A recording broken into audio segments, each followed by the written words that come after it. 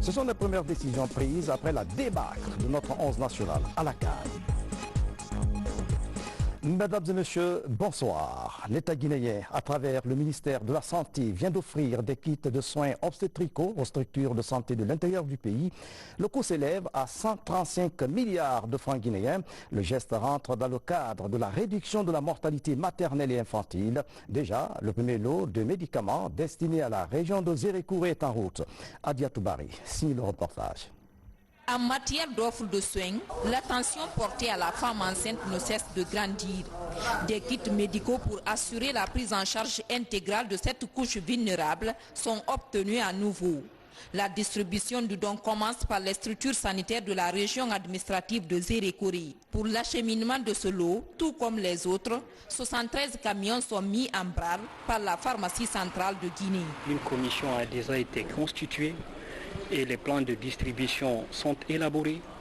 Nous sommes en train de faire le nécessaire pour que dans un délai vraiment requis, que toutes les formations sanitaires du pays soient bénéficiaires de ces kits pour lesquels la pharmacie centrale de Guinée est très contente. Pour une valeur de 135 milliards de francs guinéens, le gouvernement est le principal donateur. Dans les 5 régions administratives bénéficiaires de ces kits césariennes, ce sont 942 000 femmes qui seront touchées. La prise en charge de la consultation prénatale, celle des accouchements simples et surtout la césarienne, constituent les différentes prestations qui seront assurées gratuitement grâce à ce kit médical. Nous invitons le peuple de Guinée, les femmes en particulier, que c'est gratuit. Si on leur demande quelque chose, de rendre compte à qui de droit, c'est-à-dire au ministère de la Santé, et nous allons remonter la filière pour sanctionner ces médecins, cet infirmier, cette sage-femme qui serait permis de procéder à la vente. Les services compétents feront tout pour que les femmes bénéficiaires reçoivent gratuitement ces kits. La volonté politique du chef de l'État à rendre gratuits les soins obstétricaux et néonatals exprimés en 2010 se concrétise à tous les niveaux de la pyramide sanitaire du pays. À ce jour, la politique a permis de baisser le taux de décès maternel de 924 à 500 pour 100 000 naissances vivantes. Dans le même registre, la première dame de la République a mis à la disposition du département de l'éducation une importante quantité de médicaments destinés au centre d'examen. Le don de Haya Yenekondi vise à faciliter la prise en charge médicale des candidats pendant le déroulement des examens nationaux. Maurice Sidibi. Ces produits pharmaceutiques offerts au ministère de l'Éducation nationale et de l'alphabétisation par la Fondation Prosmi sont acheminés dans tous les centres d'examen. Comme ici au lycée Koléa dans la commune de Matam, où la première dame de la République a lancé ce lundi les premières épreuves du baccalauréat unique, session 2019. Madame la première dame, c'est l'occasion pour nous de remercier la Fondation Prosmi, dont vous êtes la présidente, qui a fait un don de médicaments et de l'eau dans tous les centres d'examen de la ville de Conakry pour le baccalauréat. C'est pour éviter aux enfants d'acheter les médicaments avariés ou dont la date est dépassée sur le marché. Leur dire que lorsqu'on ne se sent pas bien, il faut consulter, voir un médecin et à défaut aller à la pharmacie acheter le médicament. On se bat à la Fondation contre la déscolarisation de la jeune fille. Pour la bonne utilisation de ces médicaments, la Direction nationale de la santé scolaire a déployé des agents de santé dans tous les centres d'examen. La mission de ces équipes médicales est de faire face à tout cas d'urgence et de malaise chez les candidats. On a beaucoup de molécules. En main, nous avons le métronidazole. Nous avons aussi de l'amoxicilline aussi avec des bouteilles d'eau. On est décidé, on est enfin prête pour pouvoir travailler et on va juste se donner. Depuis 2012, la première dame de la République, à travers sa fondation, accompagne l'école guinéenne par le biais du projet dénommé Boom Bon Usage du médicament. Il couvre toute la période des examens nationaux dans le pays. Comment interpréter les rapports médico-légaux? C'est le thème d'une session de formation organisée à Kindia à l'intention des magistrats et autres acteurs impliqués dans la lutte contre les violences basées sur le genre. Objectif est intensifier la répression contre les auteurs des violences. C'est une initiative du ministère de l'Action sociale avec l'appui du NFPE. Mohamed Kamara. Dans la lutte contre les violences basées sur le genre, la justice constitue l'un des maillons forts. Elle est chargée de réprimer les auteurs de la pratique. Pour être efficace dans cette lutte, les acteurs impliqués dans le combat renforcent leurs capacités. La prévention et la prise en charge des victimes sont entre autres notions abordées. Pour le ministère de l'Action sociale, l'heure n'est plus à la sensibilisation. La justice, vraiment, c'est le dernier rempart parce que c'est eux qui peuvent nous aider vraiment à juger les cas. Vous savez, même s'il y a un cas de viol, par exemple, ou de maltraitance, ou de mariage précoce, ou au cas de mutilation génitale féminine, excision, si la justice ne tranche pas, c'est-à-dire ne juge pas, ne condamne pas le cas, il n'y a pas d'impact. L'élaboration et l'interprétation des rapports médico-légaux sont particulièrement enseignées aux magistrats. Toute chose qui leur permettra de prendre des décisions sur des bases beaucoup plus solides et fiables. Lorsqu'une infraction est commise, entre autres le viol et les agressions sexuelles, qui sont des éléments de la composante des violences basées sur le genre. Donc il y a lieu de déférer, de réunir les preuves et de déférer l'auteur de ces faits devant le parquet d'attache, le parquet compétent. Et arrivé au niveau du parquet, le code a prévu même que de telles infractions doivent absolument faire objet d'informations judiciaires. Donc ces infractions doivent nécessairement passer devant un cabinet d'instruction qui constitue le laboratoire en justice. Cette nouvelle stratégie dans la lutte contre les violences basées sur le genre vise à réduire le taux de prévalence du fléau dans notre pays en freinant les auteurs de cette pratique dans leur élan. Renforcement de la sécurité des passagers à l'aéroport international de Conakry-Bessia, de nouvelles machines de détection des faux documents ont été installées par les autorités aéroportuaires et sécuritaires. Alpha Siagaba, reportage. L'aéroport international de Conakry se modernise. Deux nouvelles machines de détection de faux documents de dernière génération viennent d'être installées. Leur rôle, identifier les faussaires et tout document de voyage. C'est un don du gouvernement américain. Cette action sécuritaire qui fait en sorte que l'aéroport de voisinage devient un lieu sûr pour l'immigration et l'immigration, ça nous reconforte et ça nous rassure. Et cette activité s'inscrit en droite ligne de la politique de réforme des services de défense et de sécurité initiée par M. le Président de la République. Ces équipements viennent améliorer la qualité des services des agents de sécurité de l'aéroport et barrer la route aux faussaires en évitant les fraudes sur les passeports biométriques. Nous nous réjouissons de ce don qui vient renforcer nos capacités dans la gestion intégrée des frontières et mieux la lutte contre les activités de la délinquance transfrontalière. Si tu as un faux passeport, tu arrives là, tu es facilement détectable. Il y a des Guinéens qui ont des bons passeports, qui sont partis eux-mêmes faire les passeports, mais le retrait, ils ne sont pas présents. Là, ils auront des problèmes. C'est pourquoi on demande à tout le monde, la police a demandé à tous les Guinéens, quand ils font leur passeport, qu'eux-mêmes repartent pour retirer leur passeport, pour leur permettre d'être dans les conditions requises à l'arrivée et au départ dans les aéroports. Installées au point d'embarquement et à la rentrée de l'aéroport, ces deux machines viennent s'ajouter aux autres déjà sur place pour renforcer la sécurité des personnes à l'aéroport de Conakry. Leur apport va faciliter désormais la vérification des passagers entrant et sortant de l'aéroport international de Conakry. a précisé que ces deux appareils vont faciliter le voyage des pèlerins. Merci Alpha Isiaga. La loi sur la réglementation du secteur des transports adoptée à l'Assemblée nationale vient d'être présentée aux acteurs impliqués dans le secteur routier. À Kindia, cette loi vise à réorganiser et moderniser le secteur des transports routiers. Le point avec Saïdouman Diallo. Jusque-là, la Guinée n'avait pas de loi portant sur la réglementation des transports routiers. Un manquement qui a longtemps affecté le bon fonctionnement du secteur. Pour rendre ce secteur plus performant et économiquement rentable, une nouvelle loi vient d'être votée à l'Assemblée nationale et promulguée par le chef de l'État. Ici, à Kindia, elle est présentée aux acteurs impliqués dans le secteur des transports. Le diagnostic qui a été fait, c'est un secteur des transports routiers totalement désorganisé, avec des conditions d'accès à la profession des transports routiers qui n'étaient pas claires, qui n'étaient pas bien définies. Tout le monde pouvait accéder et devenir transporteur routier.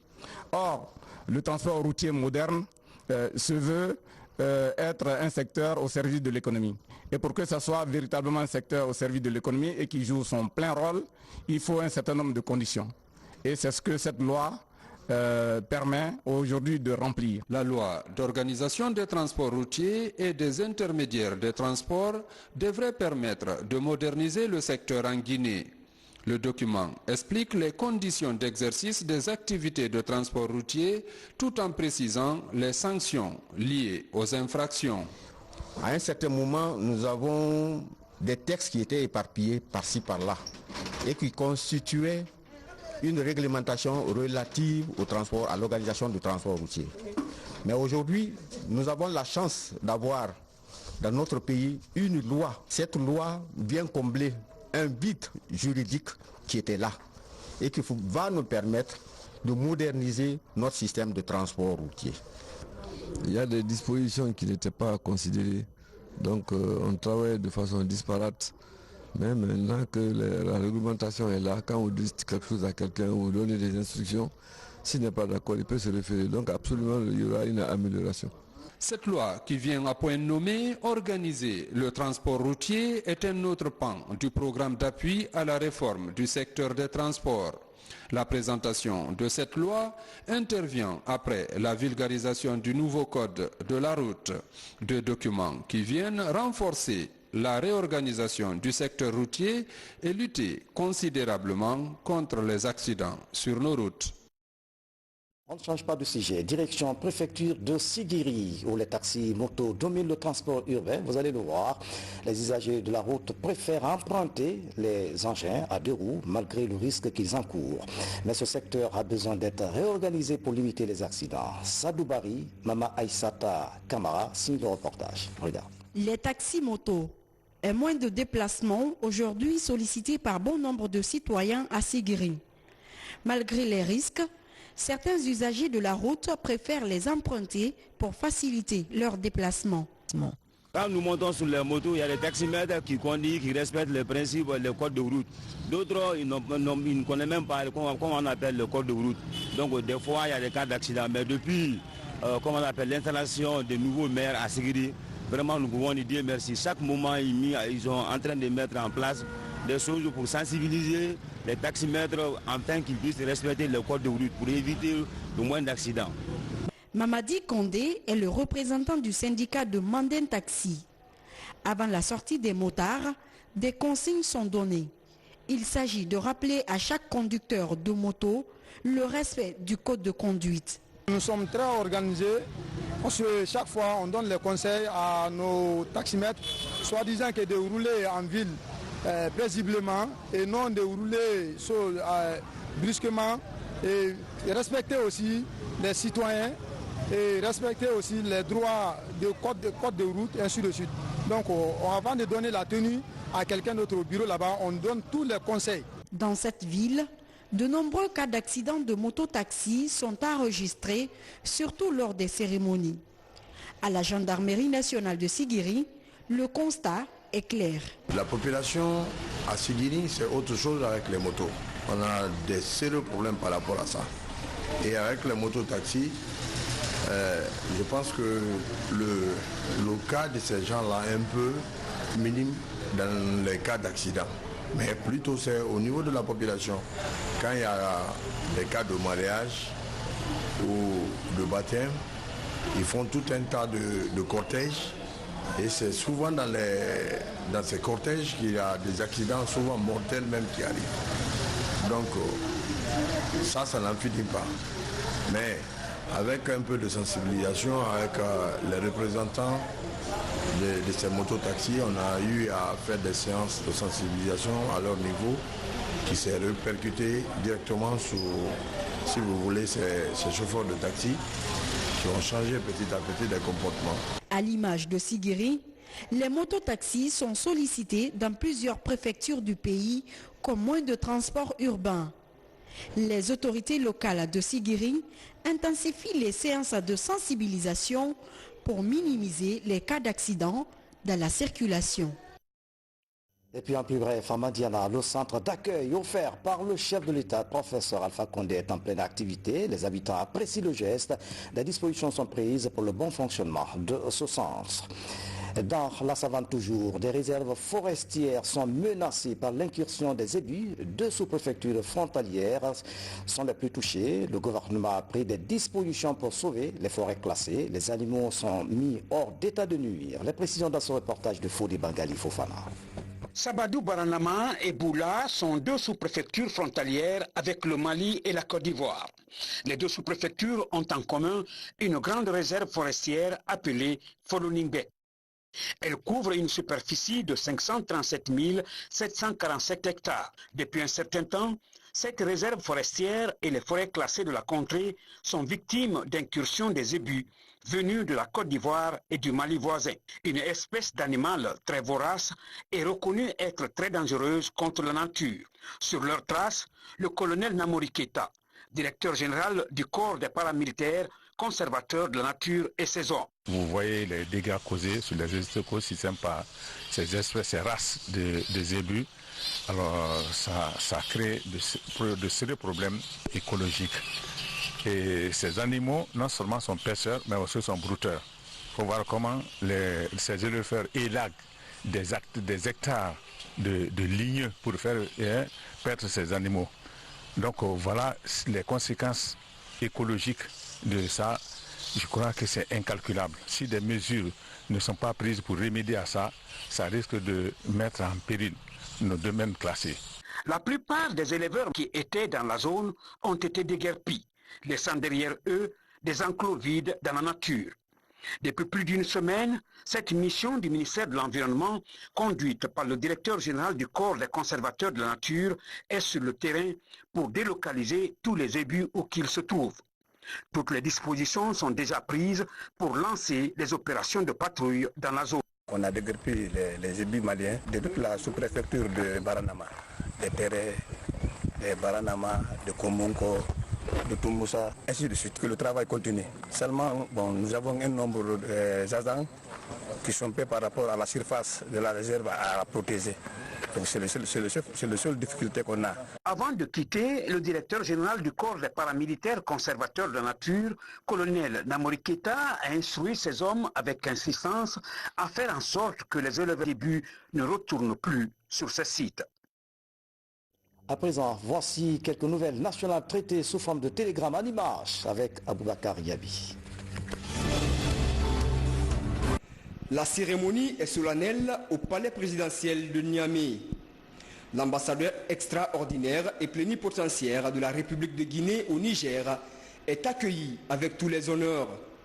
Le général Fodé Keita, en compagnie de sa délégation, vient ainsi remettre au président Mahamadou Issoufou les lettres de créance l'accréditant au Niger comme représentant de son pays, la Guinée. Dans le cadre du renforcement des activités du RPG Arc-en-Ciel dans la commune de Matam, l'Union des leaders de Matam, en collaboration avec les sections et les mouvements de soutien, ont organisé une grande manifestation pour les acquis et l'initiative du président de la République. L'objectif de cette union est de mettre en place une plateforme pour la promotion des convictions politiques du parti. La traditionnelle lecture du Saint-Coran et des sacrifices organisés par les pèlerins guinéens se poursuit. Comme chaque année, la cérémonie se tient ici à la Grande Mosquée Faisal sous l'autorité du secrétariat général des affaires religieuses. Une manière d'implorer la grâce divine pour le bon déroulement du pèlerinage des Guinéens au lieu saint de l'islam. Le secrétariat général a organisé une grande lecture du Coran qui a réuni les 5 communes et tous les intellectuels arabes de Conakry pour faire une prière pour la réussite du pèlerinage 2019. Pour que ce pèlerinage se passe pour les pèlerins guinéens et pour tous les musulmans dans de bonnes conditions. Après l'élimination du Sili de Guinée en 8e de finale de la Coupe d'Afrique des Nations par l'Algérie 3-0, l'heure est au bilan. Ce dimanche, le comité national des supporters de Guinée a présenté ses 3 trophées remportés lors des matchs du Sili face aux formations malgaches, nigérianes et burundaises. Ils ont été décernés par le sponsor officiel de la CAN après une animation remarquable des supporters guinéens. De leur départ, c'est ici qu'on a fait la remise, c'est ici qu'on a donné les consignes pour aller soutenir le 11 du Sili. Et heureusement pour moi et pour le peuple de Guinée, ils sont revenus avec 3 trophées. Bien que les joueurs, eux, n'ont pas eu de trophée, sinon, même s'ils sortaient par la grande porte, on allait organiser un carnaval pour non seulement arroser le trophée, mais aussi encourager nos footballeurs. Les supporters du Sili appréciés en Égypte, mais ici à Conakry, la débâcle du Sili national de Guinée à la CAN est inconcevable, déclare Antonio Soare, le président de la FEGIFOOT. Les têtes commencent à tomber. Le sélectionneur Paul Putt est limogé avec tout son staff et l'administration fédérale de la FEGIFOOT dissoute. C'est la première décision prise lors d'une réunion d'urgence hier à la Fédération guinéenne de football. Des mises en cause dans l'affaire du Sili Kader ont été également suspendues. Compte rendu signé Kabafoli. Le football guinéen traverse actuellement une période de turbulence. La tension est née de la débâcle du Sili national de Guinée à la CAN 2019 en Égypte et la probable disqualification du Sili Cadet de la Coupe du Monde pour fraude sur l'âge des joueurs. D'autres éléments sont venus aggraver la situation, comme le fait de raquettes dénoncées par des acteurs au sein de l'équipe et le comportement inapproprié du staff au lendemain de la défaite 3-0 contre l'Algérie. À l'heure du bilan et pour situer les responsabilités, la Fédération guinéenne de football a pris des mesures. Le sélectionneur Paul Putt et son staff sont renvoyés pour manque de résultats et le Belge est sommé de s'expliquer sur le sujet devant la commission d'éthique. Son bilan, on l'a discuté, on s'est mis d'accord que sur 12 matchs officiels, on a 5 défaites, 4 matchs nuls et 3 victoires. Dans aucun match, on a marqué 3 buts. Donc, il n'y a pas de satisfaction pour tout ce qui a été fait. Jusqu'aujourd'hui, ça mérite une rupture de contrat.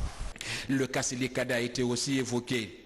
Vice-championne d'Afrique, l'équipe est menacée de disqualification de la Coupe du Monde pour fraude supposée sur l'âge. L'affaire doit être jugée par le tribunal arbitral de sport. En attendant le verdict, les suspects de la manœuvre sont passés à la trappe.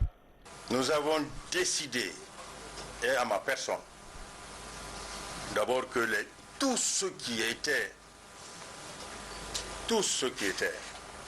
concernés dans l'affaire du 17, avant que le TAS ne se prononce, on a pris une mesure conservatoire de les suspendre. Il y a le président de la commission des compétitions, M. Alassane Youla. Il y a la secrétaire particulière du secrétaire général, Marie-Madeleine Wright. Il y a le sélectionneur du Sili national, Mohamed Maléa Kamara. Et il y a aussi les 2 joueurs mineurs. Ça, c'est sous la recommandation de la CAF et de la FIFA. Parce que les parents doivent être aussi auditionnés. Ces premières mesures, aussi appelées mesures conservatoires, sont élargies aux autres structures de la fédération. Toute l'administration fédérale et les commissions techniques sont dissoutes. Il n'existe plus que le comité exécutif. En attendant de tout reprendre. Voilà, la débâcle du Sidi de Guinée, un dossier à suivre. C'est la fin de cette édition. À tous, merci de nous avoir suivis. On se quitte ce soir en Limas. Il avait 66 ans et est décédé des suites d'un cancer. Le genou blanc, Johnny Clegg, est donc décédé. Le musicien sud-africain fervent opposant à l'apartheid est devenu